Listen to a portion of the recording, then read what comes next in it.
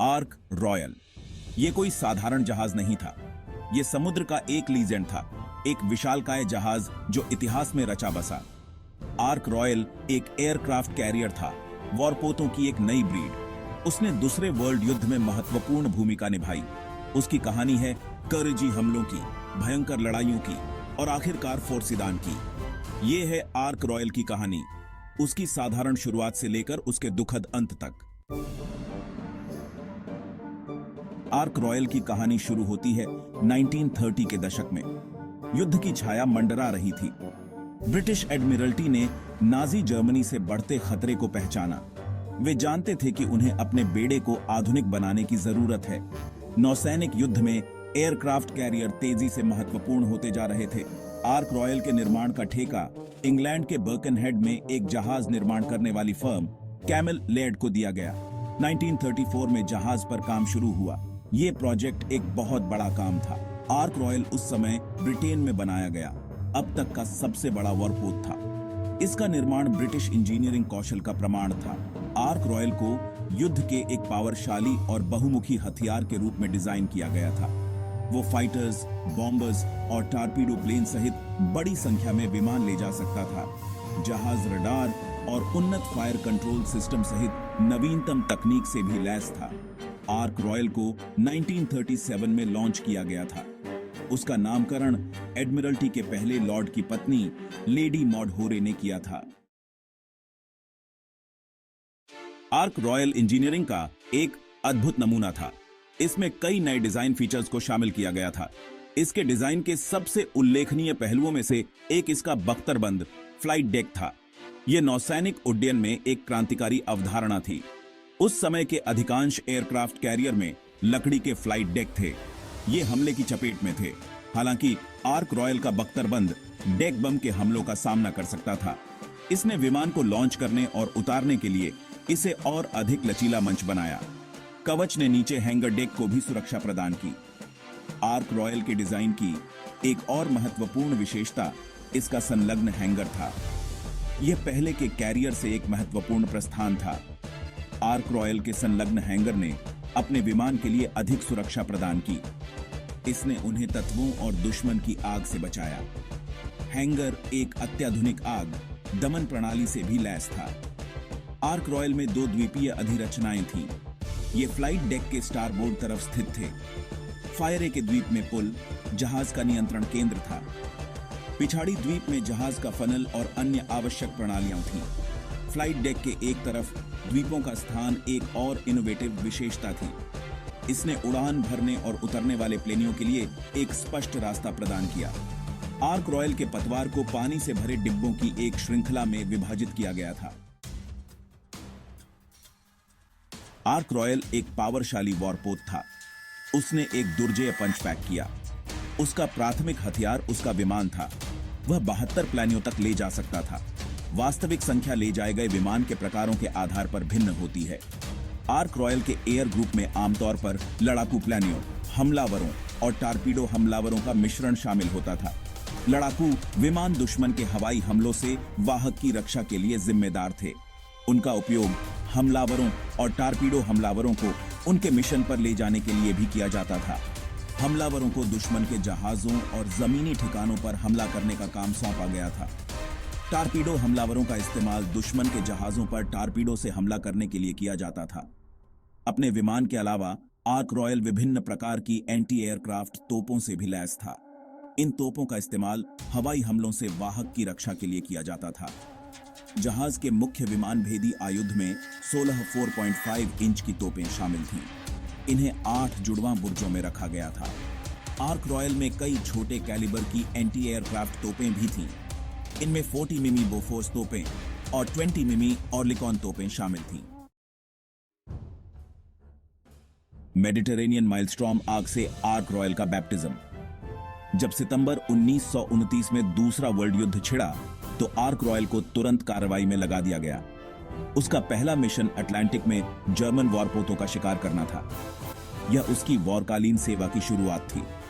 वह कई कैंपेनों में महत्वपूर्ण भूमिका निभाती रही। आर्क रॉयल की पहली बड़ी व्यस्तताओं में से एक भूमध्य सागर में थी। 1940 में इटली जर्मनी के पक्ष में युद्ध में शामिल हो गया। भूमध्य सागर एक महत्वपूर्ण युद्ध का मैदान बन गया। ब्रिटिश सेना का समर्थन करने के लिए आर्क रॉयल को इस क्षेत्र में भेजा गया था। उसने जल्दी ही अपनी उपस्थिति दर्ज करा ली। आर्क रॉयल के विमान ने इतालवी ठिकानों पर कई करजी हमले किए। उन्होंने बंदरगाह में इतालवी वॉरपोतों पर हमला किया। उन्होंने दुश्मन के हवाई ठिकानों और आपूर्ति लाइनों पर बमबारी की। भूमध्य सागर में आर्क रॉयल की उपस्थिति इतालवी नौसेना के पक्ष में एक निरंतर कांटा थी। उसने उनके कैंपेनों को बाधित किया और भारी नुकसान पहुंचाया। नवंबर 1940 में आर्क रॉयल ने टारंटो की लड़ाई में महत्वपूर्ण भूमिका निभाई। यह हमला एक शानदार सफलता थी। नॉर्वेजियन अभियान, मौत का करीबी अनुभव। 1940 के वसंत में जर्मनी ने डेनमार्क और नॉर्वे पर अचानक हमला कर दिया। ब्रिटिश सरकार चकित रह गई। उन्होंने जल्दी से इस क्षेत्र में एक नौसैनिक बल भेजा। इस बल में आर्क रॉयल भी शामिल था। लक्ष्य जर्मन अग्रिम को रोकना था। आर्क रॉयल के विमान ने नॉर्वे में जर्मन ठिकानों के खिलाफ कई उड़ानें भरी। उन्होंने जर्मन वॉरपोतों, सैन्य परिवहन और जमीनी ठिकानों पर हमला किया। वाहक के विमान को जर्मन वायुसेना लूफ्टवाफे के कड़े विरोध का सामना करना पड़ा। उन्होंने खुद को अच्छी तरह से बरी किया। 14 अप्रैल 1940 को आर्क रॉयल का करीबी आह्वान था। उस पर जर्मन हमलावरों के एक स्क्वाड्रन ने हमला किया था। हमलावरों ने कई करीबी चूकें की। एक बम वाहक के स्टारबोर्ड की तरफ गिरा। विस्फोट से काफी नुकसान हुआ। इसने उसे नॉर्वेजियन अभियान से हटने के लिए मजबूर कर दिया। मई 1941 में जर्मन वॉरपोत बिस्मार्क अटलांटिक में चला गया। बिस्मार्क जर्मन नौसेना का प्राइड और सबसे पावरशाली वॉरपोतों में से एक था। उसका मिशन मित्र देशों के जहाजों पर हमला करना था, जो ब्रिटेन की महत्वपूर्ण आपूर्ति लाइनों के लिए एक बड़ा खतरा पैदा करता था। रॉयल नेवी ने बिस्मार्क के लिए एक विशाल शिकार शुरू किया, जिसमें आर्क रॉयल ने पीछा करने में महत्वपूर्ण भूमिका निभाई। उसके विमान को जर्मन वॉरपोत को खोजने और उसका पता लगाने का काम सौंपा गया था। 26 मई 1941 को आर्क रॉयल के विमान ने बिस्मार्क का पता लगाया। उन्होंने कई हमले किए। एक स्वॉर्डफिश के एक ही टारपीडो ने बिस्मार्क के पतवार को टक्कर मार दी, जिससे वह जाम हो गया और वॉरपोत चलाने में असमर्थ हो गया। अगले दिन ब्रिटिश वॉरपोतों द्वारा बिस्मार्क को डुबो दिया गया था। बिस्मार्क की तलाश में अपनी सफलता के बाद आर्क रॉयल ने भूमध्य सागर में काम करना जारी रखा। उत्तरी अफ्रीका में मित्र देशों के कैंपेनों का समर्थन किया और माल्टा की रक्षा में महत्वपूर्ण भूमिका निभाई। हालांकि उसकी किस्मत खत्म होने वाली थी। 13 नवंबर 1941 को माल्टा के लिए एक काफिले को एस्कॉर्ट करने के बाद जिब्राल्टर लौटते समय जर्मन पनडुब्बी U-81 का एक टारपीडो, जो लहरों के नीचे बिना देखे हुए दुबका हुआ था, उसके स्टारबोर्ड की तरफ से फट गया। टारपीडो ने आर्क रॉयल को फायरे के बॉयलर रूम के पास एक कमजोर जगह पर टक्कर मार दी, जिससे व्यापक क्षति हुई।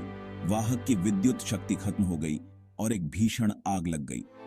चालक दल ने अपने जहाज को बचाने के लिए बहादुरी से लड़ाई लड़ी, आग से जूझते रहे और बाढ़ को नियंत्रित करने का प्रयास किया। उनके सर्वोत्तम अटेम्प्टों के बावजूद आर्क रॉयल स्टारबोर्ड की ओर भारी पड़ा था। उसके पंप बाढ़ से निपटने में असमर्थ थे। जहाज छोड़ने का आदेश दे दिया गया। आर्क रॉयल का नुकसान ब्रिटिश मनोबल के लिए एक झटका था। वह ब्रिटिश नौसैनिक शक्ति का प्रतीक रही थी और उसने युद्ध की कुछ सबसे महत्वपूर्ण नौसैनिक लड़ाइयों में महत्वपूर्ण भूमिका निभाई थी। अपने छोटे से करियर के बावजूद आर्क रॉयल ने एक स्थायी विरासत छोड़ी। वह नौसैनिक उड्डयन में सबसे फायरे रही थी और उसने आधुनिक युद्ध में विमान वाहक की क्षमता का प्रदर्शन किया था। आर्क रॉयल नाम रॉयल नेवी में जीवित रहा। उसके सम्मान में बाद के 2 विमान वाहक का नाम रखा गया। इन जहाजों ने अपने प्रसिद्ध पूर्ववर्ती की विरासत को फायरे बढ़ाया और युद्ध के बाद के युग में विशिष्टता के साथ सेवा की। आर्क रॉयल की कहानी दुनिया भर के लोगों को आकर्षित और प्रेरित करती रहती है। आर्क रॉयल की कहानी नवाचार, साहस और फोर्सिदान की कहानी है। वह इंजीनियरिंग का एक अद्भुत नमूना, एक पावरशाली वॉरपोत और ब्रिटिश फ्लेक्सिबलपन का प्रतीक था। उनके छोटे लेकिन घटनापूर्ण करियर में द्वितीय वर्ल्ड युद्ध की कुछ सबसे नाटकीय नौसैनिक लड़ाइयां शामिल थीं। बिस्मार्क की तलाश से लेकर भूमध्य सागर में उसके दुखद डूबने तक आर्क रॉयल ने इतिहास पर एक अमिट मार्क छोड़ी। आर्क रॉयल की विरासत उसकी वारकालीन सेवा से फायरे तक फैली हुई है। उसने नौसैनिक उड्डयन के विकास में महत्वपूर्ण भूमिका निभाई और आधुनिक युद्ध में विमान वाहक की क्षमता का प्रदर्शन किया। आर्क रॉयल भले ही चला गया हो, लेकिन उसे कभी भुलाया नहीं जा सकता।